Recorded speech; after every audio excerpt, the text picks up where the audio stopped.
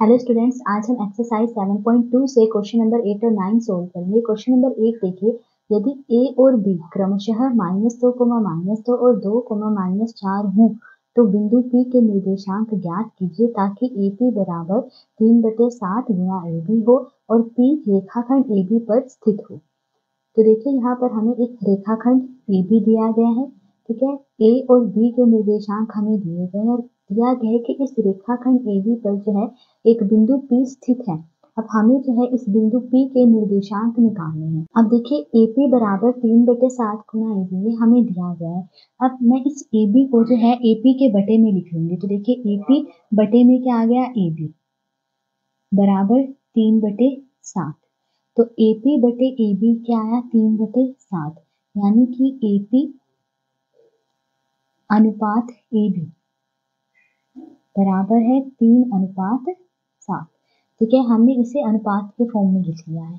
ठीक है, तो देखिए माना ए पी क्या होगा, 3, तो ए बी कितना हुआ, देखिए ए पी 3 है तो ए बी क्या होगा, 7। ठीक है, तो देखिए ए पी 3 है और ए बी कितना है, 7। ठीक है, अब 7 में से मैं 3 माइनस कर दूं तो ये पी बी आ जाएगा मेरे पास।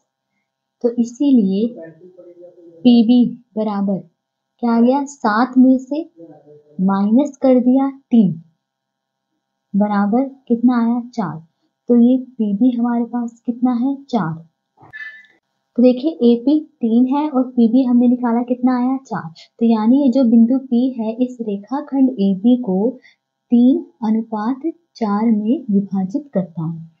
अब देखिए बिंदु पी के निर्देशांक निकालना है तो हम इस विभाजन सूत्र का यूज करेंगे। तो यहाँ पे देखिए ये m1 है, ठीक है, और ये है m2, फिर ये x1 है, ये y1 है, ये x2 है और ये है y2। देखिए सबसे पहले क्या है, m1 इंटू x2, ठीक है, m1 कितना है, 3 और x2 कितना है, 2, तो यानी कि 3 गुणा 2, फिर प्लस m2 इंटू x1 है, m2 कितना है, 4 और x1 कितना है, -2, यानी 4 गुणा -2, फिर बटे में क्या है, m1 प्लस m2, m1 3 है प्लस m2 कितना है, 4। ठीक है, फिर m1 इंटू y2, m1 हमें पता है 3 है, y2 कितना है, देखिए -4, तो यानी 3 गुणा -4, फिर प्लस m2 कितना है, देखिए 4 गुणा y1 कितना है, देखिए y1 है -2 बटे में m1 प्लस m2, यानी 3 प्लस 4।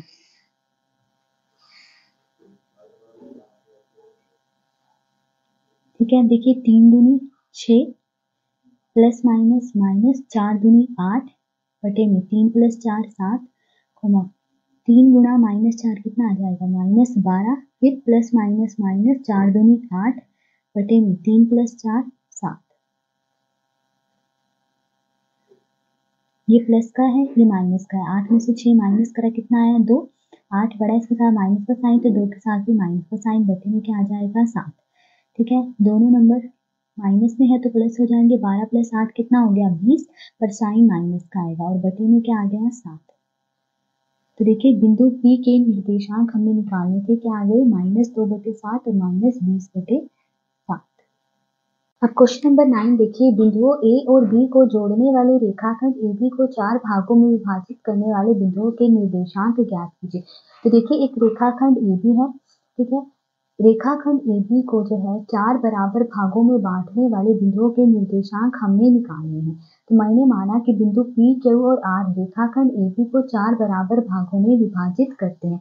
तो देखिए ये रेखाखंड ए बी है और इस रेखाखंड ए बी को ये 3 बिंदु पी, क्यू, आर, ठीक है, 1 2 3 4 4 बराबर भागों में बांट रहे हैं। ठीक है, तो अब मुझे बिंदु पी, क्यू और आर के निर्देशांक निकालने हैं। तो देखिए सबसे पहले मैं बिंदु क्यू के निर्देशांक निकालूंगा। थोड़े समय के लिए अगर आप पी और आर को भूल जाएं तो देखिए जो बिंदु क्यू है वो इस रेखाखंड ए बी को जो है 2 बराबर भागों में बांट रहा है। तो यानी कि जो बिंदु क्यू हुआ वो इस रेखाखंड ए बी का मध्य बिंदु है। मध्य बिंदु यानी कि ठीक बीच में आता है बिंदु, ठीक है। तो अब क्योंकि बिंदु क्यू रेखाखंड AB का मध्य बिंदु है, तो इसीलिए मध्य बिंदु क्यू के निर्देशांक, देखिए यहाँ पर ये x1 है, ये है y1, ये x2 है और ये है y2, ठीक है। अब देखिए मध्य बिंदु के निर्देशांक निकालने का फॉर्मूला क्या होता है, x1 प्लस x2 बटे में 2। x1 क्या है यहाँ पर -2, फिर प्लस x2 क्या है यहाँ पे 2 और बटे में क्या आता है 2, फिर कोमा y1 प्लस y2 बटे में 2। y1 क्या है 2 प्लस y2 क्या है यहाँ पर 8 और इसके बटे में क्या आ जाएगा 2, ठीक है। फिर देखिए ये माइनस का 2 है प्लस का 2, 2 में से 2 माइनस करा 0 आ गया, बटे में क्या आया 2, कोमा 2 प्लस 8 10 बटे में 2, ये दोनों जो है 2 से कट जाएंगे, 2 एकम 2, 2 पंजे 10। तो क्या अब देखिए 0 बटे 2 क्या आएगा, 0 ही आएगा, क्योंकि 0 के बटे में कुछ भी आए तो वो 0 ही आता है, ठीक है। और कोमा 5, तो क्यू के निर्देशांक क्या आ गए 0, 5। अब देखिए अब हम P के निर्देशांक निकालेंगे, ठीक है। अब यहाँ पे देखिए जो ये बिंदु P है वो इस रेखाखंड PQ को 2 बराबर भागों में बांट रहा है ना, तो यानी जो बिंदु P है वो रेखाखंड AQ का मध्य बिंदु है। तो क्योंकि बिंदु P रेखाखंड AQ का मध्य बिंदु है, तो इसीलिए मध्य बिंदु P के निर्देशांक, ठीक है। अब देखिए बिंदु Q के निर्देशांक मैंने अभी निकाले थे, क्या आए थे 0, 5, ठीक है, ये आए थे, ठीक है। तो अब देखिए यहाँ पर x1 ये होगा, y1 ये होगा और x2 जो है 0 होगा और y2 जो है 5 होगा, क्योंकि जो बिंदु P है वो AQ का मध्य बिंदु है। अब देखिए मध्य बिंदु के निर्देशांक निकालने का फॉर्मूला क्या होता है, x1 प्लस x2 बटे में 2। तो देखिए x1 क्या है यहाँ पर -2 और x2 क्या है यहाँ पर 0, तो यानी -2 प्लस 0 बटे में 2, फिर कोमा y1 प्लस y2 बटे में 2। y1 क्या है यहाँ पे देखिए 2 और y2 क्या है यहाँ पर 5, तो यानी कि 2 प्लस 5 बटे में 2। -2 प्लस 0 क्या आ जाएगा -2 आएगा, ठीक है। और बटे में क्या है 2, फिर 2 प्लस 5 क्या है 7 बटे में 2, दोनों 2 से कट जाएंगे, 2 एकम 2, 2 एकम 2, ठीक है। तो क्या है निर्देशांक -1, 7 बटे 2। तो देखिए P के निर्देशांक भी निकल गए -1, 7 बटे 2। अब हमें बिंदु R के निर्देशांक निकालने हैं। अब देखिए ये जो बिंदु R है वो इस रेखाखंड QB को 2 बराबर भागों में बांट रहा है, तो यानी जो R है वो QB का मध्य बिंदु यानी ठीक बीच में आ रहा है।